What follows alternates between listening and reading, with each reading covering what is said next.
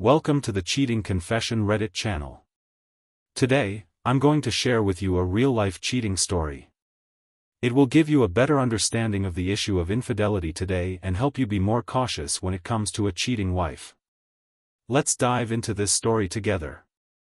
The package arrived on a brisk Thursday morning, disrupting the quiet moment I was enjoying in the kitchen with my coffee. The doorbell's sharp, insistent buzz shattered the calm. Normally I'd let it go, assuming it was another misdelivery meant for a neighbor. But this time, the urgency of the sound made me get up and check. Standing on the porch was a man clad in a black hoodie. He didn't speak, simply thrust a thin, plain envelope into my hands before swiftly descending the steps and vanishing. The envelope had no markings, no return address, just my name, scrawled in bold, aggressive letters across the front. "Who was that?" Bridget's voice came from the hallway, startling me. I froze. She wasn't supposed to be here. Friday mornings were always her yoga time. "Wrong house," I mumbled, slipping the envelope into my pocket as she walked into the room.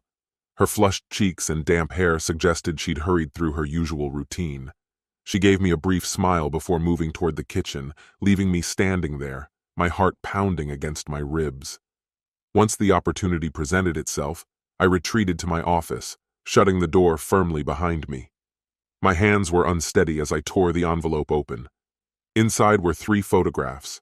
The first showed Bridget at her office, standing close to a man I didn't recognize. They seemed too familiar. Her hand rested lightly on his arm, and he leaned toward her as if they were sharing something private. The second photo, grainy and taken at night, captured the same man and Bridget outside a restaurant. She stood by a car, her hand pressed against his chest. Her radiant smile in the image struck something deep within me. But it was the third photograph that made my breath hitch. A hotel, room 204. Bridget and the man were hand in hand, walking into the room together. I stared at the pictures, my thoughts a chaotic storm of disbelief and questions. Was this real? Who had sent them? And why now?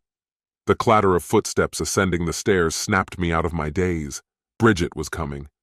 In a panic, I stuffed the photos back into the envelope and buried it beneath a pile of papers on my desk just as she entered the room. "Hey," she said casually, leaning against the doorway. "I'm heading out to meet Kelly for dinner. Don't wait up, okay?" Her voice was cheerful, her smile flawless. But I knew it was a facade. Something was wrong. "Sure," I replied distantly. She lingered a moment before leaving, and as soon as I heard the door shut, I retrieved the envelope. The photographs seemed to mock me, each one sparking darker suspicions in my mind. Whoever sent them wanted me to do something. Ignoring this wasn't an option. I had to uncover the truth. That night, sleep was impossible. I spent hours poring over the photos, searching for any detail that could provide answers, a reflection, a landmark, a clue. By 2 a.m., desperation drove me to make a call. Robert was more than just a friend. He was a skilled private investigator with a sharp eye and a relentless drive. We'd first met years ago when he'd helped a colleague of mine track down her runaway husband. When he answered, his voice was groggy. "Do you have any idea what time it is?" he muttered. "Robert, I wouldn't call if it wasn't urgent," I said, my voice low. "I think Bridget is cheating on me." His tone shifted immediately. "Start from the beginning." I laid everything out for him. The strange package, the photos, the growing distance I'd felt between Bridget and me for months. By the time I finished, I was trembling from the flood of emotion. "First things first," Robert said, his voice firm. "Don't confront her yet. If she's hiding something, she'll only get better at covering her tracks. You need solid evidence." "What should I do?" I asked. "Send me everything. The man's face, the hotel, any details you can remember. I'll dig into it." The following evening, while Bridget claimed she was working late, I met Robert at a small diner on the outskirts of town. He sat in a corner booth, a well-worn leather notebook open in front of him. I slid the photos across the table, and he studied them intently. "Looks like a corporate guy," he said, pointing to a faint logo on the man's tie. "Does Bridget know him from work?" "I don't know," I admitted. "She talks about coworkers sometimes, but never in much detail." Robert jotted something down. I'll run his face through some databases, see if I can find a name. But the bigger question is, who sent these to you? The thought hadn't even crossed my mind. What do you mean? Someone went out of their way to make sure you saw these, Robert said, leaning back in his chair. They've got an agenda, and it's not just about your wife. A chill ran through me. Until that moment, I'd been consumed by the idea of Bridget's betrayal.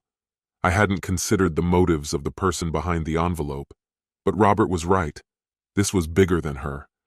Whoever sent those photos had resources and a reason, and they weren't finished with me yet. They were watching her, or maybe their focus was on me. Perhaps it was both. A shiver danced up my spine as uncertainty gnawed at me. Who were these people? What was I entangled in? When I finally reached home that night, Bridget was already asleep. Her purse sat ajar on the kitchen counter, a quiet invitation. It felt intrusive to rummage through her belongings, but Robert's words haunted me. If you want proof, be patient. My fingers hovered before I caved, slipping my hand inside the bag. Her phone was there, locked as expected, but something else caught my eye. A small, folded note. Unfolding it, I found a string of numbers written in hurried scrawl. There was no name, no context, just the digits. I carefully copied the number and restored everything to its original state, ensuring no sign of my intrusion. The next morning, while Bridget showered, I used my work phone to dial the number. The line rang 3 times before a man's voice answered. Yeah? His tone was groggy, as if I had woken him. My throat seized, and words failed me. Hello? He repeated, now sharper and more alert. Panic overwhelmed me, and I ended the call without a word. Minutes later, Bridget strolled into the kitchen, humming softly as she poured herself coffee. Her smile was radiant, her demeanor utterly carefree. She was oblivious to the tightening noose around us both. By Saturday night, I was unraveling. Robert had sent an update earlier in the day. He'd identified the man from the photos, Matthew Clayton, a middle manager at Bridget's firm. Married, 2 kids, and settled in a suburban neighborhood 2 towns away. On paper, he seemed like the last person who'd gamble everything for an affair. But people often defy expectations. The real shock came next.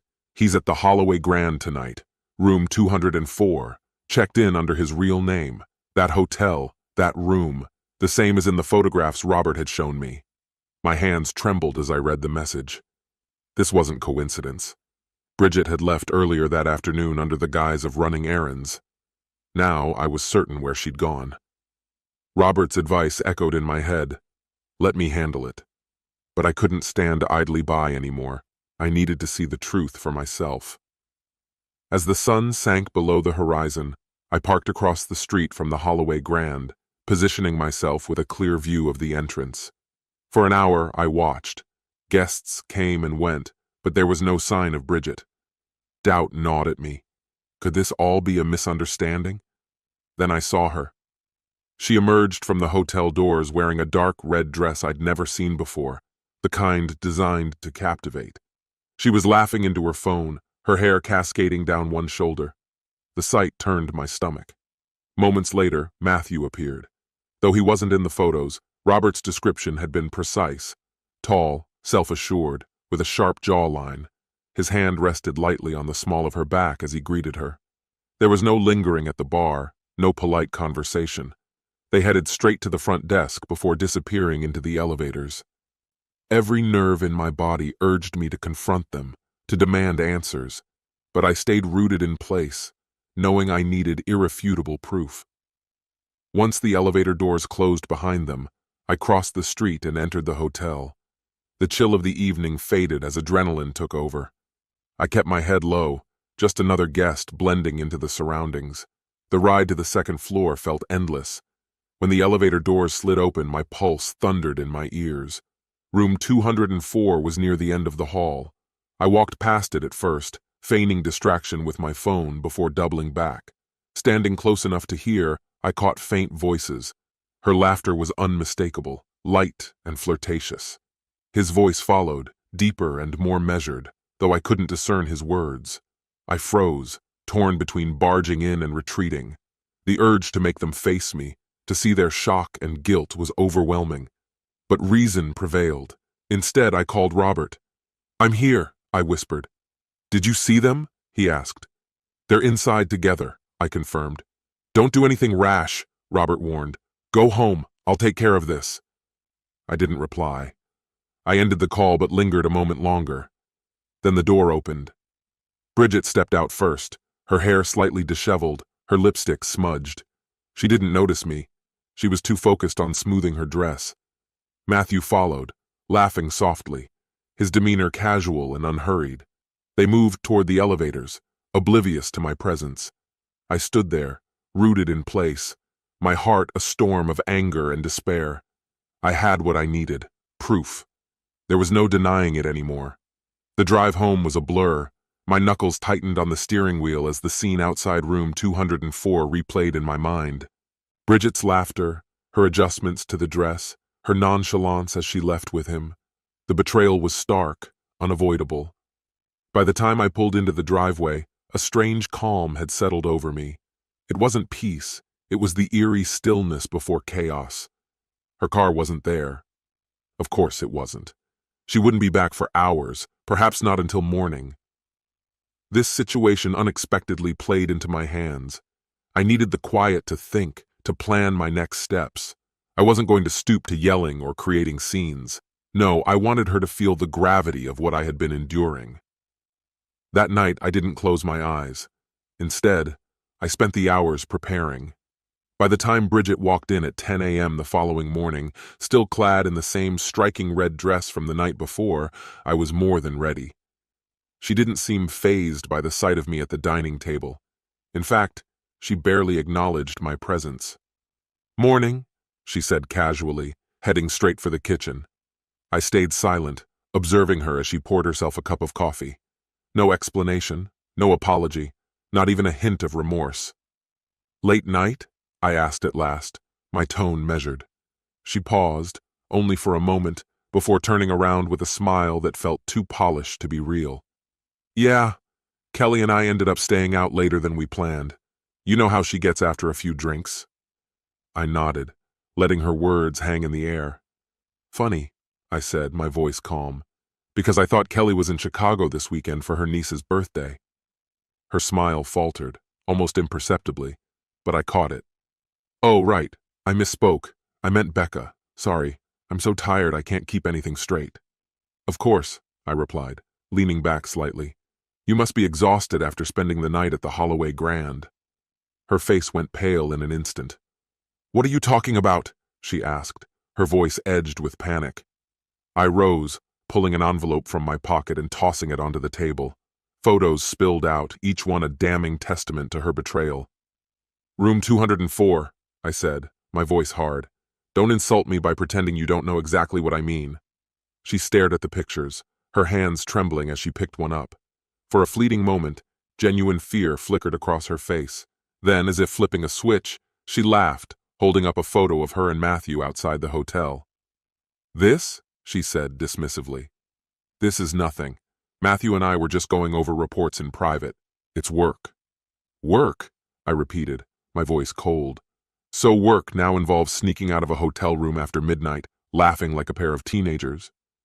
Her demeanor shifted, her expression growing steely. "You're being ridiculous. Do you even hear yourself? You sound paranoid." I slammed my hand down on the table, the sharp sound making her flinch. Don't try to spin this on me. I saw you, Bridget. I was there." Her mouth opened, then closed again. Finally, she stammered, "I don't know what you think you saw, but it's not what it looks like." A bitter laugh escaped me. "Oh, really? Then why don't you explain it to me? Or better yet, I could call Matthew's wife. Maybe she can clarify things." Her composure cracked. Fear flashed across her face and she whispered, "You wouldn't—" "Try me," I said, pulling out my phone. She caved. "Fine. Is that what you want? Fine. I kissed him. Once. It was meaningless. A stupid mistake at a party." I stared at her, stunned by her gall. "A kiss? That's your excuse? Just a harmless little kiss? Then how do you explain these pictures of you going into a hotel room with him?" Her face burned red, and for a moment she was speechless. Then she snapped, A detective? Really? What kind of husband spies on his wife? Insane? I interrupted, my voice rising. Insane is lying to my face for months and thinking I wouldn't find out. Insane is risking our marriage for a fling with a coworker. Her expression darkened, her voice cutting. Maybe if you weren't so controlling, I wouldn't have needed someone like Matthew to talk to. Her words struck like a slap. The audacity of her blaming me left me momentarily speechless. You're unbelievable, I said finally, my voice low and full of anger. I gave you everything, Bridget, everything. And this is how you repay me? She crossed her arms, defiance replacing fear. Maybe I'm not the only one who's been unhappy. Did you ever think about that? I looked at her, trying to reconcile the person I thought I knew with the stranger before me. The truth hit me like a stone sinking into my chest. Pack your things, I said, my voice cold and steady. You're leaving. Her jaw dropped. You can't be serious. Completely, I replied, turning away. Get out. We're done. I heard her stomp upstairs, the sounds of drawers opening and slamming as she packed. Meanwhile, I stayed downstairs, gripping the edge of the table so tightly my knuckles turned white. I needed to keep it together, but staying calm felt impossible as my life fell apart right in front of me. After 10 minutes of relentless pacing and a scathing tirade, she finally appeared at the top of the stairs, a suitcase trailing behind her.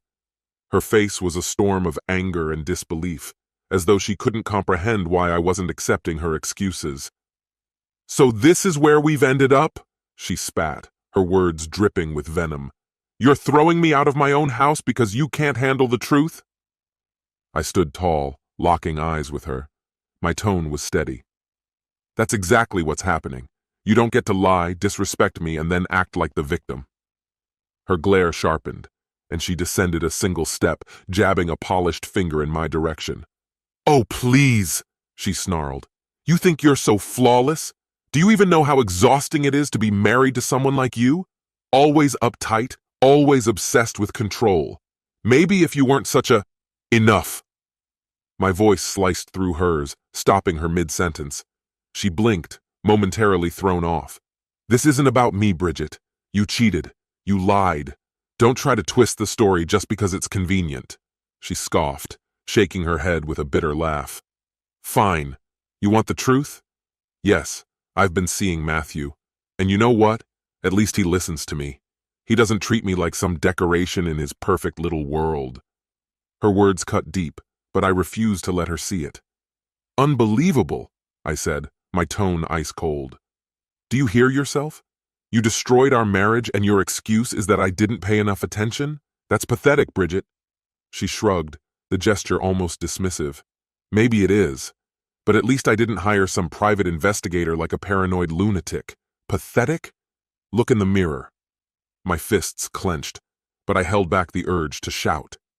Get out, I ordered, my voice trembling with restrained fury. For a moment, it looked like she might throw one final insult my way, but instead she grabbed the suitcase and stormed toward the door. At the threshold, she hesitated, her eyes burning with defiance. You'll regret this, she hissed.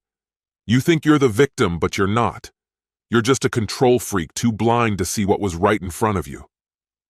I didn't reply. I stood silently as she slammed the door behind her, the sound echoing through the house. The sudden stillness was suffocating, filling the space like an oppressive fog. I stared at the door, motionless, trying to process the whirlwind of emotions. Rage, pain, and betrayal churned inside me, but beneath it all, there was something surprising, a faint sense of relief. She was gone. I returned to the dining table, picking up the photos once more. The woman in those pictures wasn't the Bridget I thought I knew. She was someone else entirely, a stranger leading a double life right under my nose. The buzz of my phone shattered the heavy silence. It was a text from Robert. Got more on Matthew. Call when ready. A fresh wave of anger surged within me. This wasn't over.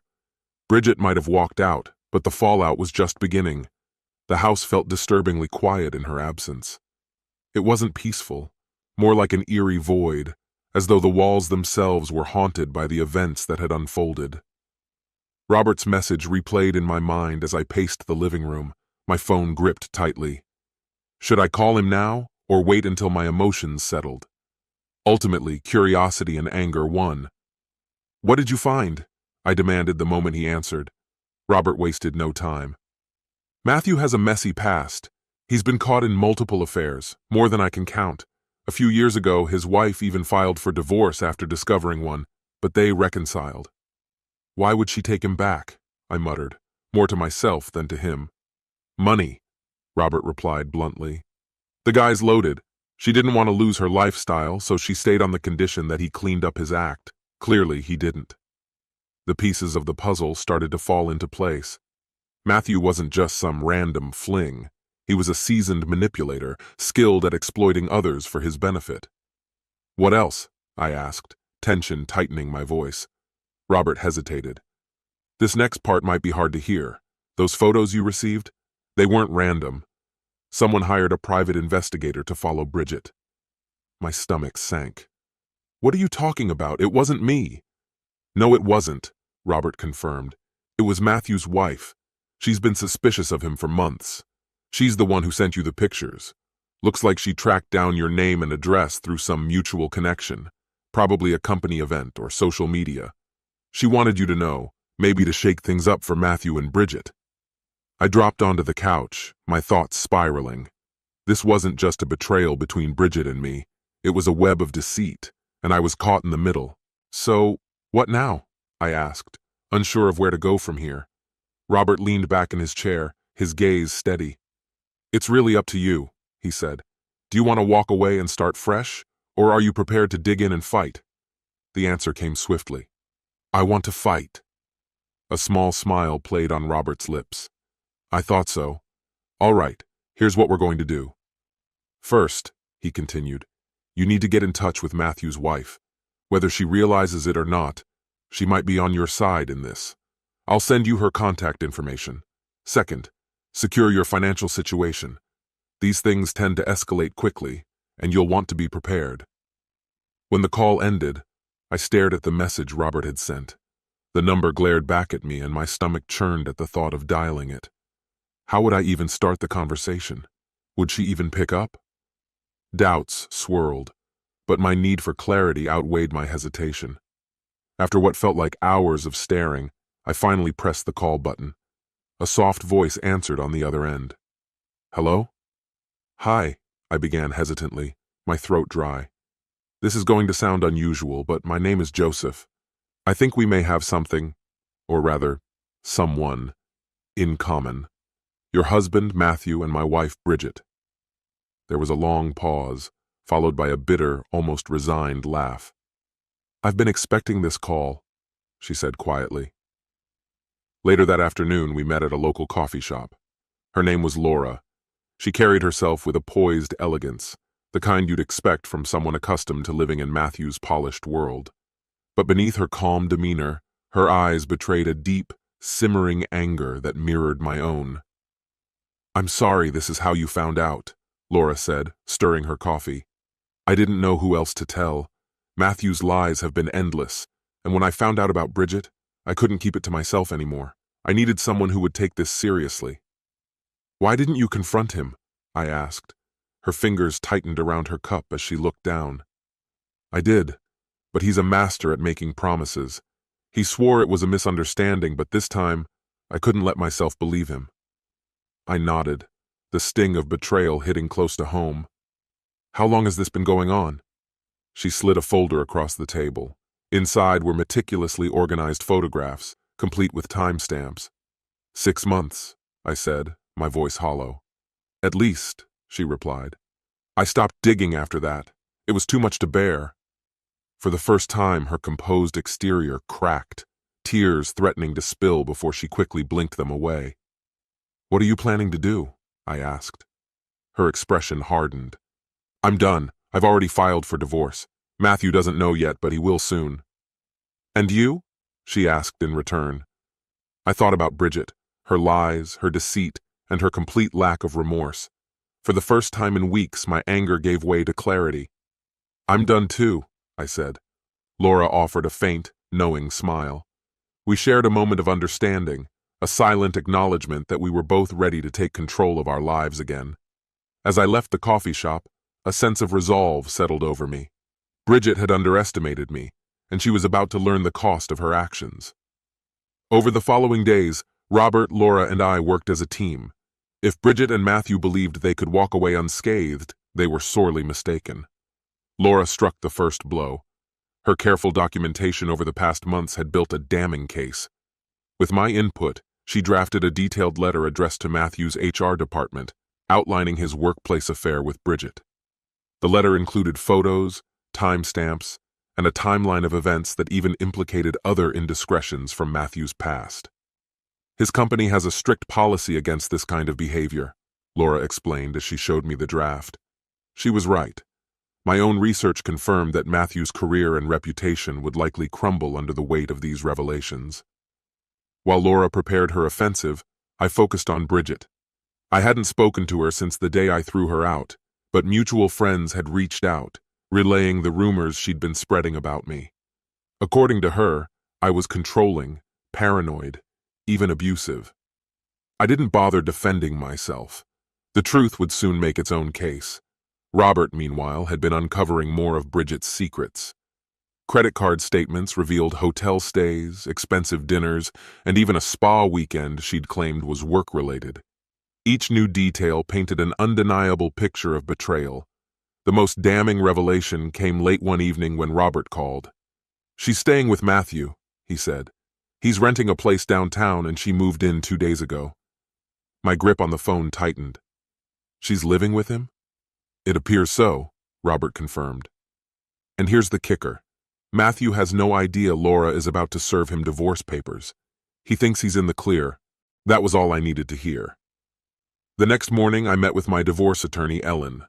Armed with the mountain of evidence Robert and Laura had compiled, I laid everything out for her.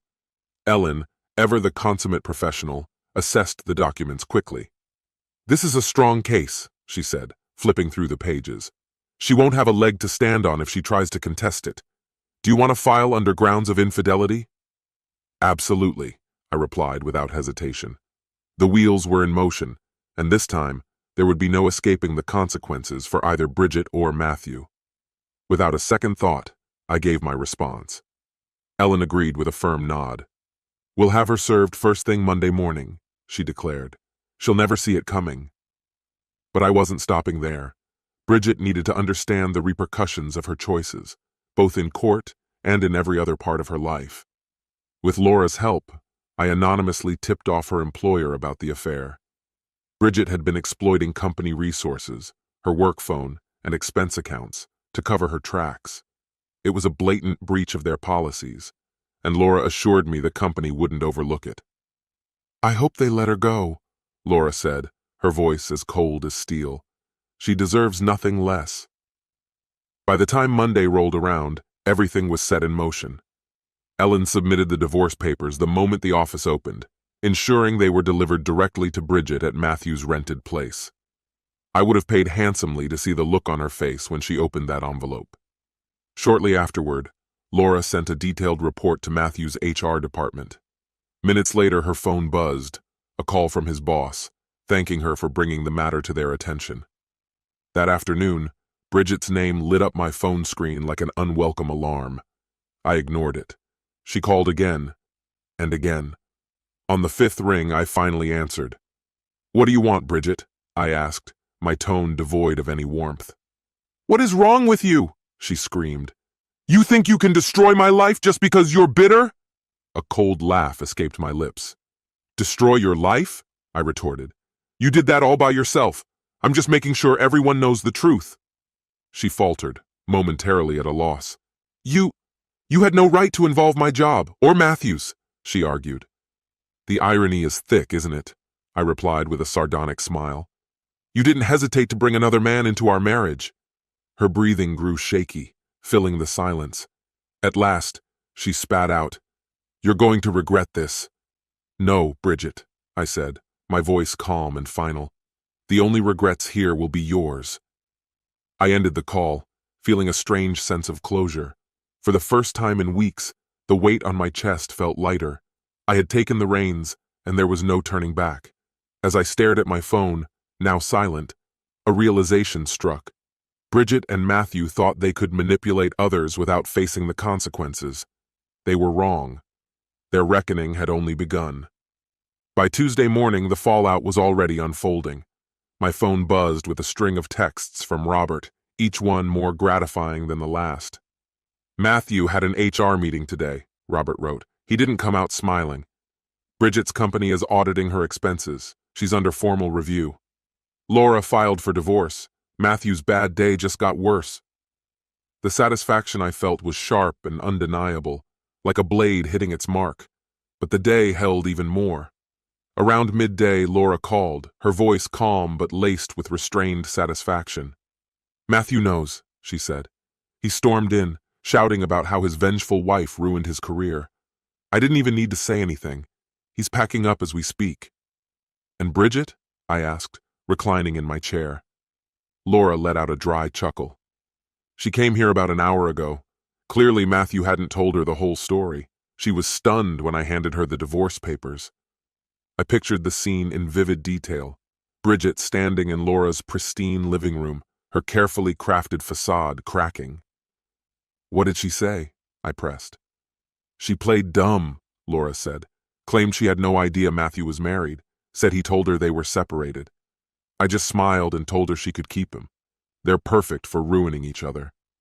Her words lingered with me, a testament to how much we'd both grown in the past week. Later that afternoon, I received a message from Ellen, my lawyer. "Bridget's been served," it read. "Her attorney has reached out. She wants to talk." Talk? Now? Of all times? I ignored the message for hours, burying myself in work to distract my thoughts. But by evening, curiosity won. I called her back. "Joseph," she began the moment she answered. Her voice was softer than it had been in weeks. "Can we meet?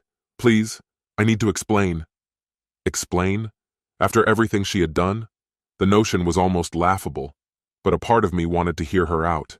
Maybe it was morbid curiosity or the desire to see how far she'd twist the truth. "Fine," I said at last. "Tomorrow, noon. Coffee shop near my office." The next day, I arrived to find her already waiting.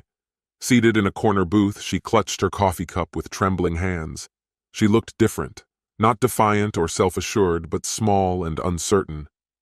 "Joseph," she said as I sat across from her. "Thank you for coming." I stayed silent, letting the quiet stretch until she shifted uncomfortably. At last, she spoke, her voice trembling. "I know you're angry," she began. "You have every right to be. I made mistakes. I know that. But all of this has gone too far. The investigator, the HR complaints, the divorce. Why are you doing this to me?" "To you?" I asked, keeping my tone steady. I leaned in closer, my voice calm but resolute. "Bridget, you lied to me. You betrayed my trust. And instead of taking responsibility, you turned it all around on me. Do you even hear yourself right now?" Her eyes glistened with unshed tears, and for the briefest of moments, I felt a flicker of pity, but only a flicker. "I never meant for it to go this far," she murmured, her voice cracking. "At first it was harmless, just conversations, nothing serious." "And after that?" I pressed, my tone sharp with disbelief. She dropped her gaze, her voice barely audible. "Things got out of hand." "Out of hand?" I repeated, my voice laced with contempt. "No, Bridget. There was nothing accidental about this. You made conscious decisions. You lied to me. You broke my trust. Now you're dealing with the fallout, and that's entirely on you." Her trembling hand reached across the table, a gesture pleading for forgiveness. "Please, Joseph, don't let it end like this. We can work through it. Get counseling. I still love you." Her words hit me like icy water, but instead of stirring hope, they left me cold. They weren't heartfelt. They were desperate, hollow, clinging to something already lost. "No, Bridget," I said, pulling my hand away. "You don't love me. You loved the life I gave you, security, stability, but you threw it all away for a cheap thrill. Now you expect me to pick up the pieces? That's not happening." Tears streamed freely down her cheeks as her voice shook with emotion. "I made a mistake, Joseph. I know I did. But can't we start over? Wipe the slate clean? I studied her face, searching for the person I had once cherished. Instead, all I saw was someone who had torn apart everything we'd built together and refused to accept the blame. It's over, Bridget, I said firmly. I've already filed for divorce. Nothing you say will change that. Her face crumpled, and for a moment I thought she might argue, but instead she nodded, her tears falling silently.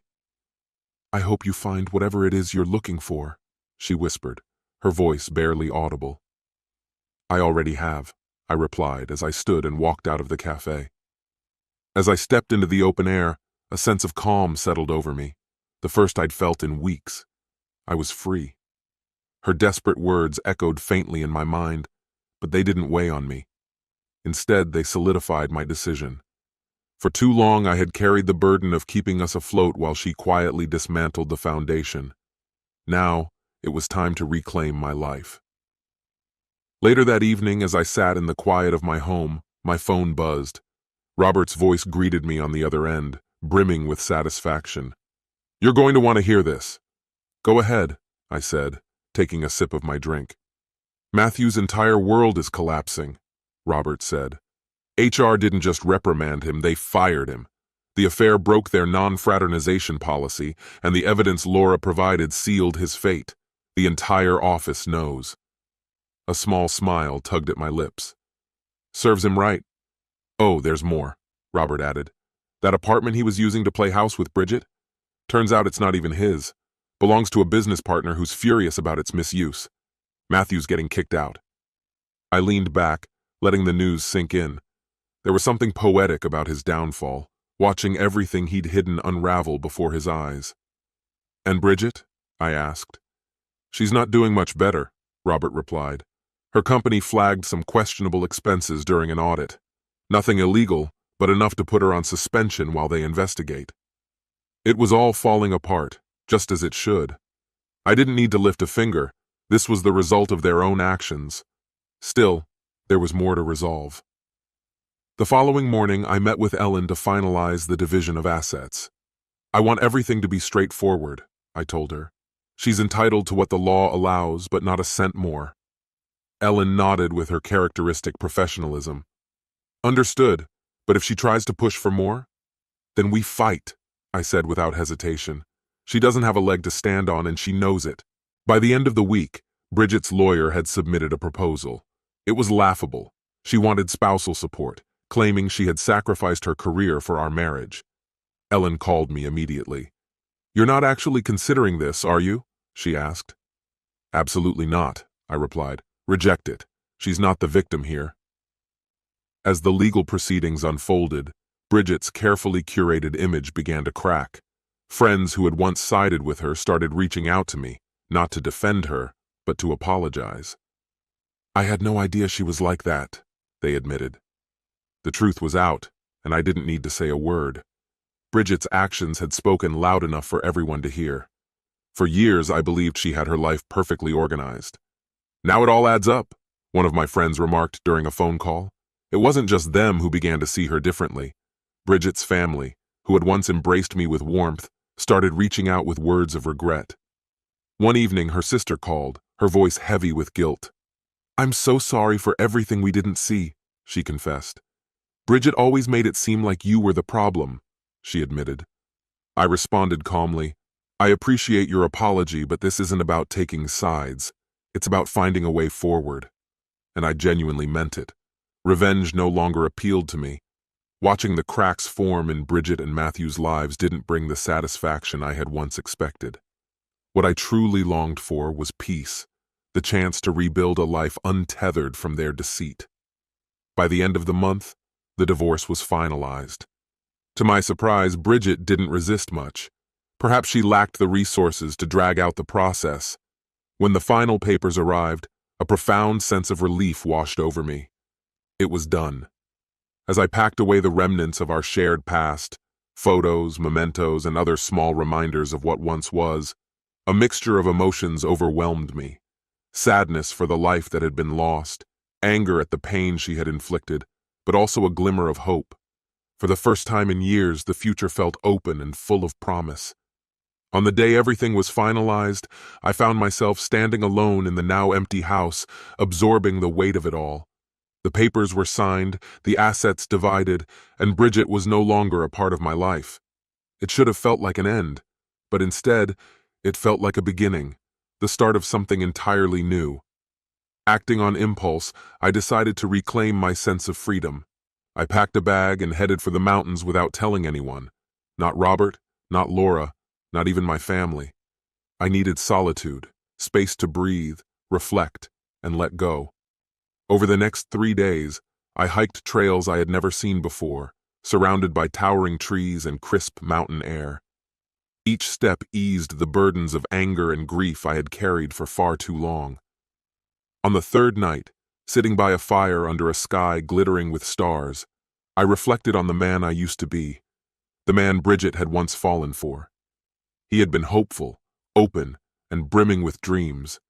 Somewhere along the way, I had lost him. But in the stillness of the wilderness, I realized something profound. I could find him again. Returning home, I set about transforming my life. The first step was reclaiming the house. I packed away every reminder of Bridget, the photos, the furniture she had chosen, the small trinkets that had made the space ours. In their place, I chose things that resonated with me. It wasn't just about physical change, it was symbolic. This was my home now, and I was taking it back. Next, I threw myself into my career with renewed determination. During our marriage, I had often sidelined my ambitions to support Bridget's goals. Now, I embraced new projects with vigor, earning a promotion within months. It wasn't about accolades or financial gain. It was about proving to myself that I could thrive on my own terms. The most profound change came in reconnecting with people. For years, my world had revolved around Bridget, leaving my friendships neglected. Slowly, I began reaching out again, grabbing a beer with Robert, catching up with old college friends, and even joining a local hiking group. It was through that hiking group that I met Emily. She was nothing like Bridget. There was no carefully curated persona or polished exterior. Emily was genuine, grounded, and radiated warmth. She worked as a graphic designer, loved the outdoors, and had a laugh that felt like sunlight breaking through clouds. We started as friends, bonding over shared trails and music recommendations. But as the weeks turned to months, something deeper began to grow. One evening, after a challenging hike that left us both exhausted and laughing, Emily looked at me thoughtfully. "You seem different lately," she said. "Different how?" I asked, curious. "Lighter," she replied, "like you've let go of something heavy." Her words stayed with me. She was right. For the first time in years, I wasn't weighed down by someone else's lies or expectations. I was simply myself. Over time, our friendship naturally evolved into something more. It was never rushed or forced. It felt like it was always meant to be. Emily didn't fill the empty spaces in my life. She helped me see they weren't empty at all. They were opportunities to grow and create something new. Looking back, I can't say I'm grateful for Bridget's betrayal. It left scars that will always be a part of me. But I am grateful for what came after. I discovered strength, learned invaluable lessons, and started building a life I could be proud of. If I could offer advice to anyone enduring a similar storm, it would be this: don't let betrayal define you. It's not the end of your story. It's just one chapter, and you have the power to decide what comes next. For me, the next chapter is about love. Love for Emily, but most importantly, love for myself. For the first time in a long while, I can confidently say, I am happy. My friend, and this is the end of the story. If you liked this story, then put your royal like and subscribe to the channel. May the force be with you.